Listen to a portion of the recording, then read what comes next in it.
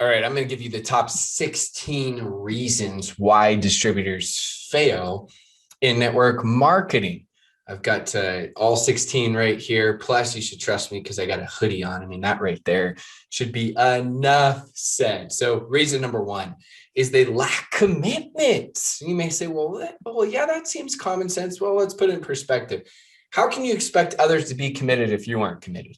If you say 6 months later, it didn't work for me, and that's why I quit. Well, of course it didn't work for you. You were never truly committed. You never actually truly recruited yourself. Reason number two, and I'm curious, I want to see which ones of these you struggle with the most. And if you feel like you're doing pretty good at these as well, I always say good leaders have vision, great leaders give vision. So it's learning how to transition this vision into others to help them out. Reason number two is discipline. Discipline is not to take away from everything you want. It's to give you everything you ever wanted. And too many times people, they become obsessed with their likes and they give up their loves. And so they get addicted to their likes, to the things they like, maybe watching 3 or 4 hours of TV rather than having the discipline to focus on their business. There was an essay called The Most Common Denominator of Success. And in this essay, the individual who wrote it, and it's cited in the 7 Highly Effective Habits by Stephen Covey. And in this essay, as this individual studied what it takes to be successful for most of his life, he found that the most common denominator of success was that successful people are willing to do what other people aren't willing to do. That was his simple take on it. It's not that they not necessarily like doing it, right? It's not like in the network marketing profession, you necessarily, oh, I'm so excited. I get to reach out to new people today and I get to get rejected. It's going to be so fun. Not at all. Number 3, they're needers, wanters, and deservers. Those that are not successful, they spend too much time with the needers and wanters. Look, love everyone where they're at, but you got to sprint with the sprinters, walk with the walkers, jog with the joggers.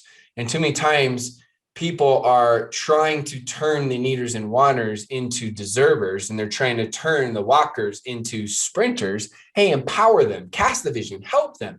But in the end, you have to be very careful on how you spend your time because time is the most valuable thing we have on this earth. Number 4, they set unrealistic expectations. Now, I get it. I don't know if anyone's ever accomplished anything great without unrealistic expectations. But the problem is the unrealistic expectations, typically the reason why they're unrealistic is because they aren't matched with the work ethic. I can't have $1 million dream with a minimum wage work ethic. It's just not going to work. 90% of disappointment comes from unrealistic expectations. So think big, dream big, hope big, but make sure that your actions match that. Number 5, they're emotionally unstable. It's emotionally entrepreneurial unstable. They can't handle the highs and the lows. And so anything that goes wrong, it's like their highs are way too high and their lows are way too low. It's like someone great joins their business. I'm going to Bora Bora. I'm going to be retired. This is amazing. And then someone quits their business that they thought was going to be good. It's like, I just don't have any time. I can't do this. I can't make this happen. Number 6, they don't take responsibility. They're the blamers. They're the victims. It's just my area. I'm just naturally not good on social media. I don't have the circle of influence, and the products were back ordered, right? And so they're always focused on everything that's wrong rather than successful people take 100% responsibility. Even if there's something that goes wrong and it's not your fault, it's disempowering to give credibility to the excuse. You can focus on problems or solutions. You can't focus on both at the same time. So focus 90% of your time on solutions. Number 7, they don't have a mentor. Now I get it. Some of you don't have personal mentors. That's okay. If you don't have personal mentors, reinvest in yourself, find coaches, right? You can also, what I did when I started, I did have a personal mentor. I found virtual mentors, personal development type mentors, the gurus that I love listening to. Jim Rohn was one of those. And I just listened over and over and over to all of his content. I'd watch on YouTube. I would buy audiobooks. They became personal mentors. Number 8, they don't stay focused, right? It's squirrel, squirrel, squirrel. They have the ADHD moments all the time because they're not used to being entrepreneurs. And so, now it's like, oh, I can do whatever I want. This is amazing. And so everything becomes tomorrow, the next day, the next day, the next day. It's someday isn't one of the 7 days of the week. So you need to make sure that you've got focus and you're dedicating those income producing activities of when you're going to make those new contacts, time block exactly when you're going to do that. Number 9, they lack vision and patience, right? Everything worthwhile is always going to be harder than you think. Everything. Got an incredible marriage, way harder than I thought it was going to be. Got 4 incredible kids, way harder than I thought it was going to be. Network marketing profession, absolutely phenomenal, way harder than I thought it was going to be. And so you've got to have that vision that balances having the short-term urgency, so you're taking action now, with the long-term vision as you go. And that's tough to be urgent and patient at the same time. The next one, number 10, is they spam. So rather than creating strong connections or relationships, all they do is they try to take the shortcut and they send a link to all these people and they become spammy, Pammy, Spamela, Pamela, and they wonder why people aren't joining their business. It's just not how it works. Number 11 is they try to hard sell everyone. Look, there's no issue with being direct. There's a difference. But questions are the answers. And the good questions asked in the beginning is getting them to take a look, asking them if they're open to taking a look. Usually they're open to taking a look. Then after that, remember, questions are the answers. So asking those good questions consistently of, hey, what do you like the most? What are your biggest concerns? What are your biggest objections? This will help you to dial in the right answers for them. So again, there's a huge difference between being direct and hard selling. Number 12. They don't build a following on social media. I'm not saying this is an absolute must. I'm just giving you one of the reasons why people don't have success. Of course, there's different levels, different paths, journeys. But again, at the beginning, I'm not saying you have to have a social media following to crush it. Of course you don't.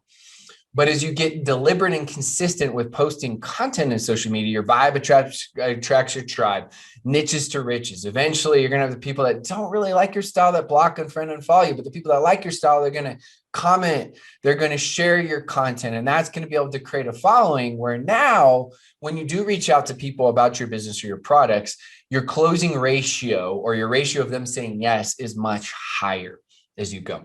Number 13, they unplug.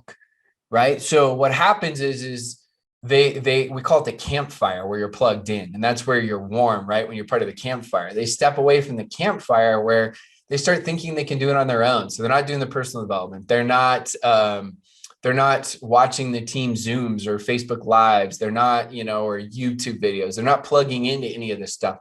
So then what happens with their business is it ends up, they start losing a little bit of that confidence and momentum. Successful people just do the basics better. You got to keep sticking to those basics. And so stay with that campfire. Number 14 as we go. And I think actually, you know what, instead of going with 16 reasons, I'm going to go with 15 reasons why distributors fail, because a couple of them kind of go together.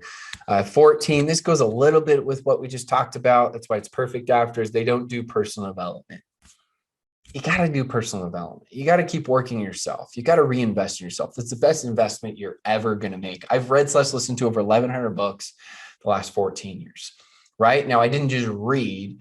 I didn't just listen. It was learn, action, action, action, learn, action, action, action.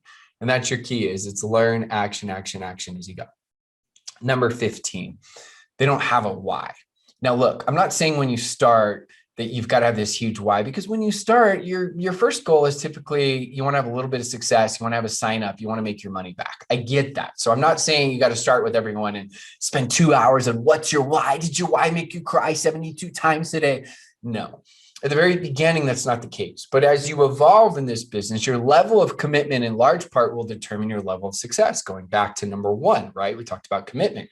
So now we're bringing it back to the very end with number 15 of you got to have that strong why. Is your why stronger than your objections? Is your why stronger than your mood swings? Why? Because if you don't have that, going back to, we talked about vision. What number was vision? Vision was number 9.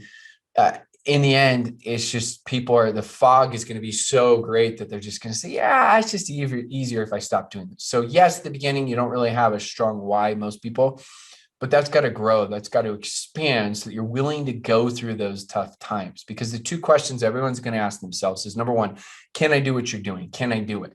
You're asking yourself that. Can I do this? Can I, new levels, new devils? Can I reach the next rank, right? Can I do it? And the second question is it worth it? And that goes along with the vision. Is it worth getting rejected? Is it worth going through the fear of success, the fear of judgment, which is the mother of all fears, the fear of inadequacy? Is it worth it?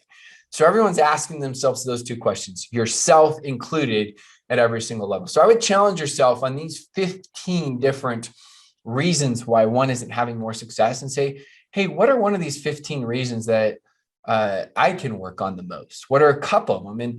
And learn these as well so you can better cast that vision to your team members. So as always, I hope that was helpful. I hope you take this and you apply it to your business.